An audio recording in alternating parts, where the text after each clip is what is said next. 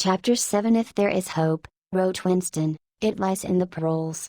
If there was hope, it must lie in the paroles, because only there in those swarming disregarded masses, 85% of the population of Oceania, could the force to destroy the party ever be generated. The party could not be overthrown from within. Its enemies, if it had any enemies, had no way of coming together or even of identifying one another. Even if the legendary brotherhood existed, as just possibly it might, it was inconceivable that its members could ever assemble in larger numbers than twos and threes. Rebellion meant a look in the eyes, an inflection of the voice, at the most, an occasional whispered word. But the paroles, if only they could somehow become conscious of their own strength, would have no need to conspire. They needed only to rise up and shake themselves like a horse shaking off flies. If they chose, they could blow the party to pieces tomorrow morning. Surely sooner or later it must occur to them to do it. And yet, he remembered how once he had been walking down a crowded street when a tremendous shout of hundreds of voices, women's voices, had burst from a side street a little way ahead. It was a great formidable cry of anger and despair, a deep, loud oh oh oh oh oh, that went humming on like the reverberation of a bell. His heart had leapt. It started. He had thought. A riot. The paroles are breaking loose at last. When he had reached the spot, it was to see a mob of 200 or 300 women crowding round the stalls of a street market, with faces as tragic as though they had been the doomed passengers on a sinking ship. But at this moment the general despair broke down into a multitude of individual quarrels. It appeared that one of the stalls had been selling tin saucepans. They were wretched, flimsy things, but cooking pots of any kind were always difficult to get. Now the supply had unexpectedly given out. The successful women, bumped and jostled by the rest, were trying to make off with their saucepans, while dozens of others clamored round the stall, accusing the stall-keeper of favoritism and of having more saucepans somewhere in reserve. There was a fresh outburst of yells. Two bloated women, one of them with her hair coming down, had got hold of the same saucepan and were trying to tear it out of one another's hands. For a moment they were both tugging, and then the handle came off. Winston watched them disgustedly. And yet, just for a moment, what almost frightening power had sounded in that cry from only a few hundred throats? Why was it that they could never shout like that about anything that mattered? He wrote, until they become conscious they will never rebel, and until after they have rebelled they cannot become conscious. That, he reflected, might almost have been a transcription from one of the party textbooks. The party claimed, of course, to have liberated the proles from bondage.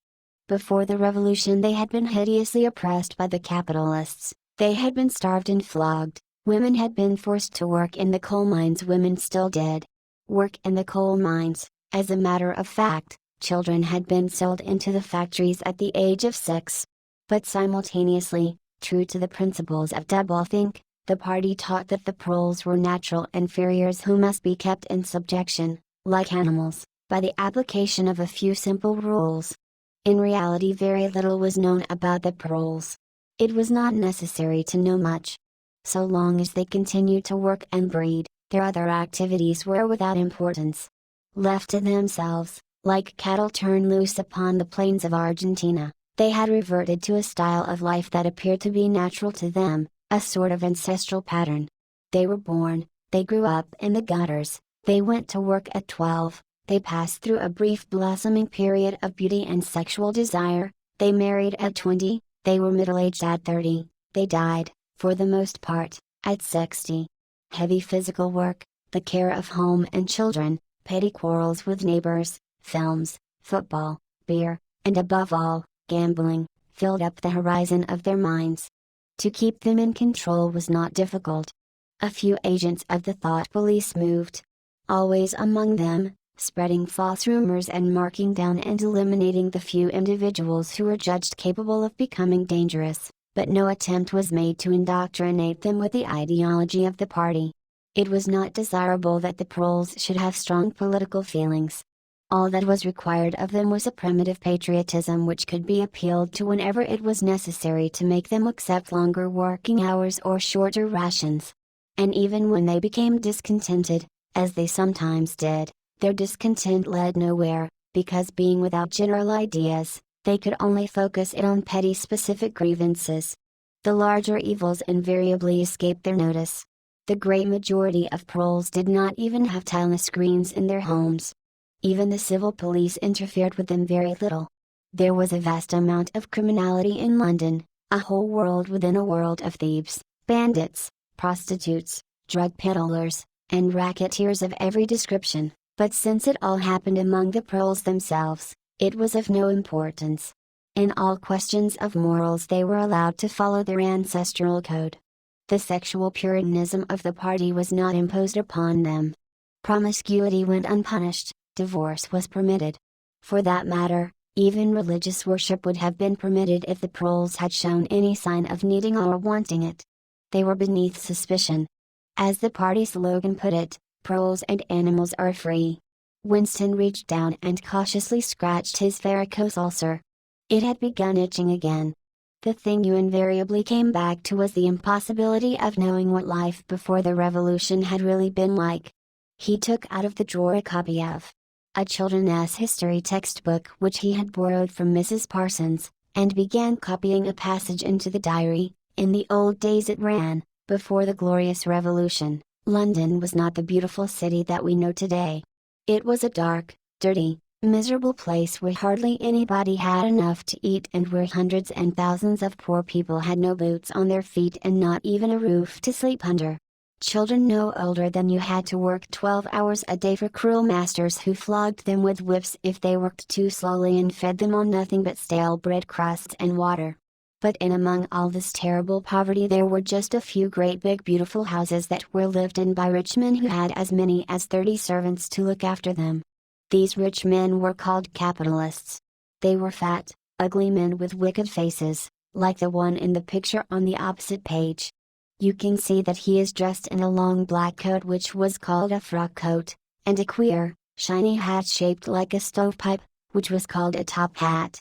This was the uniform of the capitalists, and no one else was allowed to wear it. The capitalists owned everything in the world, and everyone else was their slave. They owned all the land, all the houses, all the factories, and all the money. If anyone disobeyed them they could throw them into prison, or they could take his job away and starve him to death.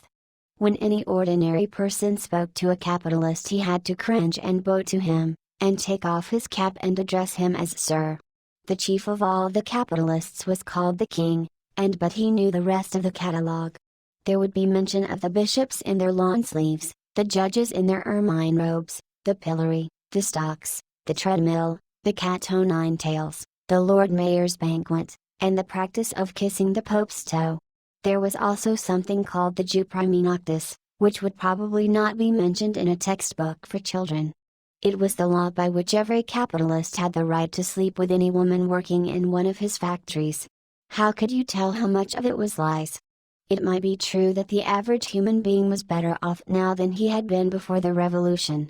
The only evidence to the contrary was the mute protest in your own bones, the instinctive feeling that the conditions you lived in were intolerable and that at some other time they must have been different. It struck him that the truly characteristic thing about modern life was not its cruelty and insecurity, but simply its bareness, its dinginess, its listlessness. Life, if you looked about you, bore no resemblance not only to the lies that streamed out of the telescreens, but even to the ideals that the party was trying to achieve. Great areas of it, even for a party member, were neutral and non-political, a matter of slogging through dreary jobs, fighting for a place on the tube, darning a worn-out sock, cadging a saccharine tablet, saving a cigarette end. The ideal set up by the party was something huge, terrible, and glittering, a world of steel and concrete, of monstrous machines and terrifying weapons, a nation of warriors and fanatics, marching forward in perfect unity, all thinking the same thoughts and shouting the same slogans, perpetually working, fighting, triumphing, persecuting 300 million people, all with the same face. The reality was decaying, dingy cities where underfed people shuffled to and fro in leaky shoes, in patched-up 19th century houses that smelt always of cabbage and bad lavatories. He seemed to see a vision of London, vast and ruinous, city of a million dustbins, and mixed up with it was a picture of Mrs. Parsons, a woman with lined face and wispy hair, fiddling helplessly with a blocked wastepipe.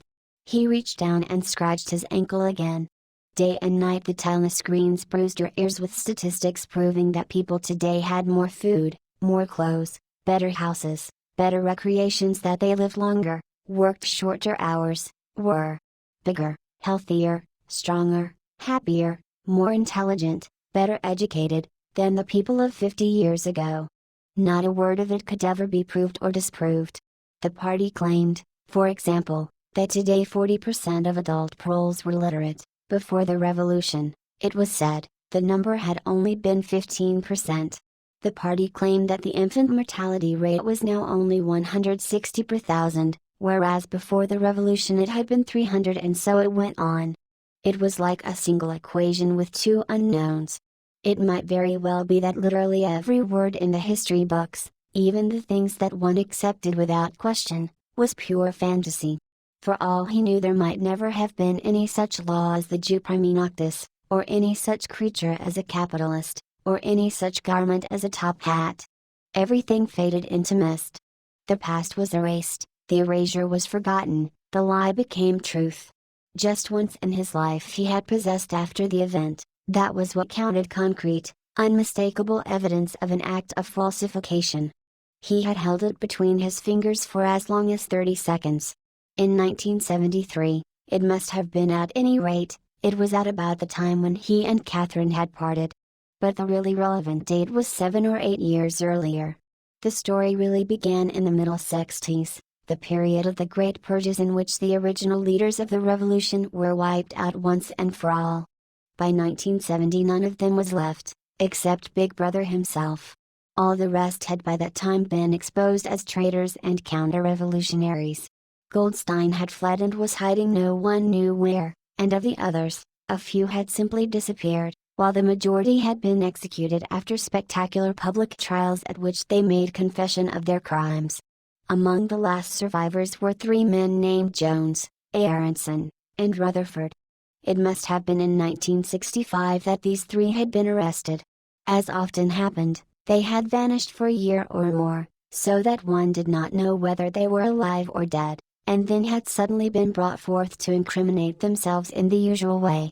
They had confessed to intelligence with the enemy at that date, too. The enemy was Eurasia, embezzlement of public funds, the murder of various trusted party members, intrigues against the leadership of Big Brother which had started long before the revolution happened, and acts of sabotage causing the death of hundreds of thousands of people.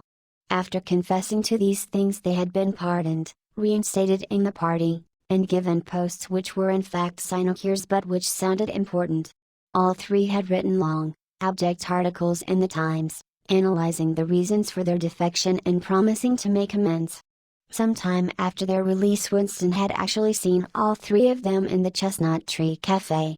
He remembered the sort of terrified fascination with which he had watched them out of the corner of his eye. They were men far older than himself, relics of the ancient world, almost the last great figures left over from the heroic days of the party. The glamour of the underground struggle and the Civil War still faintly clung to them. He had the feeling, though already at that time facts and dates were growing blurry, that he had known their names years earlier than he had known that of Big Brother. But also they were outlaws, enemies, untouchables, doomed with absolute certainty to extinction within a year or 2. No one who had once fallen into the hands of the thought police ever escaped in the end. They were corpses waiting to be sent back to the grave. There was no one at any of the tables nearest to them. It was not wise even to be seen in the neighborhood of such people. They were sitting in silence before glasses of the jam flavored with cloves which was the speciality of the cafe. Of the 3, it was Rutherford whose appearance had most impressed Winston. Rutherford had once been a famous caricaturist, whose brutal cartoons had helped to inflame popular opinion before and during the Revolution. Even now, at long intervals, his cartoons were appearing in the Times. They were simply an imitation of his earlier manner, and curiously lifeless and unconvincing. Always they were a rehashing of the ancient themes: slum tenements, starving children, street battles, capitalists in top hats even on the barricades, the Capitalists still seem to cling to their top hats in endless, hopeless effort to get back into the past. He was a monstrous man, with a mane of greasy gray hair, his face pouched and seamed, with thick negroid lips. At one time he must have been immensely strong, now his great body was sagging, sloping, bulging, falling away in every direction. He seemed to be breaking up before one's eyes, like a mountain crumbling. It was the lonely hour of 15. Winston could not now remember how he had come to be in the cafe at such a time. The place was almost empty. A tinny music was trickling from the telescreens. The three men sat in their corner almost motionless, never speaking. Uncommanded, the waiter brought fresh glasses of gin. There was a chessboard on the table beside them, with the pieces set out but no game started. And then, for perhaps half a minute in all, something happened to the telescreens. The tune that they were playing changed, and the tone of the music changed too. There came into it, but it was something hard to describe. It was a peculiar, cracked, braying, jeering note. In his mind Winston called it a yellow note. And then a voice from the tally screen was singing, "Under the spreading chestnut tree I sold you and you sold me, there lie they, and here lie we under the spreading chestnut tree." The three men never stirred. But when Winston glanced again at Rutherford's ruinous face, he saw that his eyes were full of tears. And for the first time he noticed, with a kind of inward shudder, and yet not knowing at what he shuddered, that both Aronson and Rutherford had broken noses. A little later all three were rearrested. It appeared that they had engaged in fresh conspiracies from the very moment of their release. At their second trial they confessed to all their old crimes over again, with a whole string of new ones. They were executed, and their fate was recorded in the party histories, a warning to posterity. About 5 years after this, in 1973, Winston was unrolling a wad of documents which had just flopped out of the pneumatic tube onto his desk when he came on a fragment of paper which had evidently been slipped in among the others and then forgotten. The instant he had flattened it out he saw its significance. It was a half-page torn out of the Times of about 10 years earlier, the top half of the page, so that it included the date, and it contained a photograph of the delegates at some party function in New York. Prominent in the middle of the group were Jones, Aronson, and Rutherford. There was no mistaking them, in any case their names were in the caption at the bottom. The point was that at both trials all three men had confessed that on that date they had been on Eurasian soil. They had flown from a secret airfield in Canada to a rendezvous somewhere in Siberia, and had conferred with members of the Eurasian General Staff, to whom they had betrayed important military secrets. The date had stuck in Winston's memory because it chanced to be Midsummer Day, but the whole story must be on record in countless other places as well. There was only one possible conclusion: the confessions were lies. Of course, this was not in itself a discovery. Even at that time Winston had not imagined that the people who were wiped out in the purges had actually committed the crimes that they were accused of. But this was concrete evidence. It was a fragment of the abolished past, like a fossil bone which turns up in the wrong stratum and destroys a geological theory. It was enough to blow the party to atoms, if in some way it could have been published to the world and its significance made known. He had gone straight on working. As soon as he saw what the photograph was, and what it meant, he had covered it up with another sheet of paper. Luckily, when he unrolled it, it had been upside down from the point of view of the telescreen. He took his scribbling pad on his knee and pushed back his chair so as to get as far away from the tally screen as possible. To keep your face expressionless was not difficult, and even your breathing could be controlled, with an effort, but you could not control the beating of your heart, and the tally screen was quite delicate enough to pick it up. He let what he judged to be 10 minutes go by, tormented all the while by the fear that some accident, a sudden draft blowing across his desk, for instance, would betray him. Then, without uncovering it again, he dropped the photograph into the memory hole, along with some other waste papers. Within another minute, perhaps, it would have crumbled into ashes. That was 11 years ago. Today, probably, he would have kept that photograph. It was curious that the fact of having held it in his fingers seemed to him to make a difference even now, when the photograph itself, as well as the event it recorded, was only memory.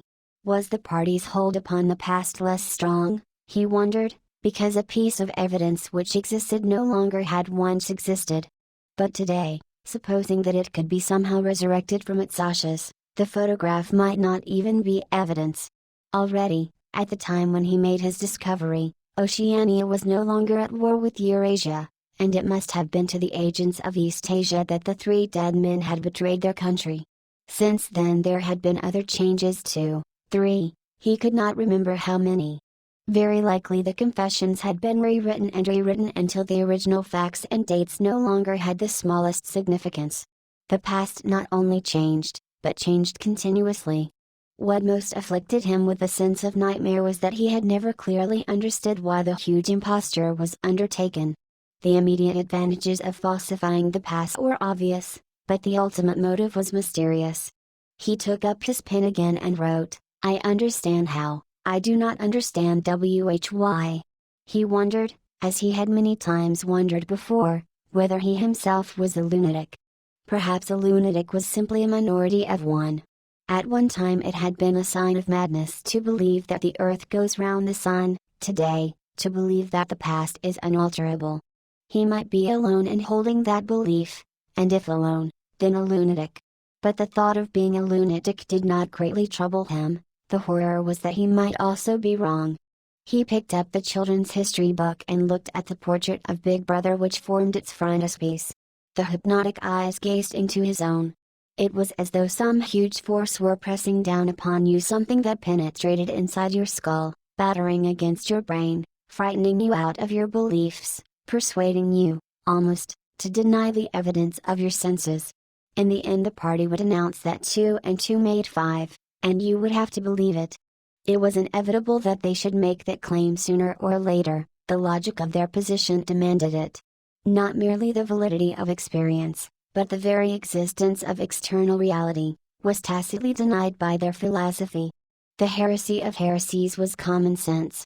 And what was terrifying was not that they would kill you for thinking otherwise, but that they might be right. For, after all, how do we know that 2 and 2 make 4? Or that the force of gravity works? Or that the past is unchangeable? If both the past and the external world exist only in the mind, and if the mind itself is controllable, what then? But no. His courage seemed suddenly to stiffen of its own accord. The face of O'Brien, not called up by any obvious association, had floated into his mind. He knew, with more certainty than before, that O'Brien was on his side. He was writing the diary for O'Brien to O'Brien. It was like an interminable letter which no one would ever read, but which was addressed to a particular person and took its color from that fact. The party told you to reject the evidence of your eyes and ears. It was their final, most essential command. His heart sank as he thought of the enormous power arrayed against him, the ease with which any party intellectual would overthrow him in debate, the subtle arguments which he would not be able to understand, much less answer. And yet he was in the right. They were wrong and he was right. The obvious, the silly, and the true had got to be defended. Truisms are true, hold on to that. The solid world exists, its laws did not change. Stones are hard, water is wet, objects unsupported fall towards the earth's center. With the feeling that he was speaking to O'Brien, and also that he was setting forth an important axiom, he wrote, "Freedom is the freedom to say that 2 plus 2 make 4. If that is granted, all else follows.